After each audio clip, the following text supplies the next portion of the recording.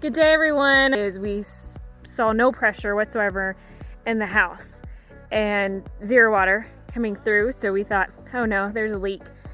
Assumed it was somewhere in our crawl space in the basement, couldn't find a single drop, and so then we started to look, and is it the well pump?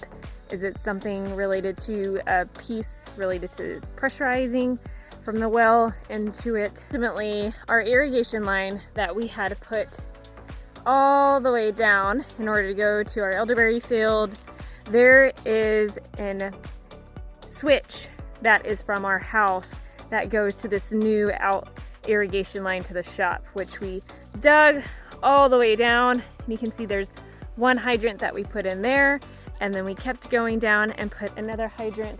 Something is most likely maybe wrong with that line. Let's see. So we turned off the shutoff valve. Well, tank filled back up. The pressure came back. So that's how we knew the break in some way is somewhere from our house to the field. So this is where it was all the way down to 0 to 10. And so that's actually a really good problem to have. It's a less expensive problem because hydrants are about $100, a PVC pipe, just depending on where the leak is. You can purchase a sleeve and replace just a section of it, which can just be 10-15 bucks. Much better than a $1,000 problem. So that's how we troubleshooted that. And here, been walking the line, and it is my mistake. I should have, after putting in this line, cinching it, putting it down, tubing it up, I should have filled it all up with some gravel walk, so we know if we were having to dig, if we hit certain gravel, there's a line there. So that's why we would put gravel in first before backfilling with the soil. And so I didn't do that. It was on the list. So we're here now, down on the line where it is nice and open. And my thought was that it most likely cracked because there's been a freeze. And it happened about 2 days after a freeze. I am hoping this is what the only problem is.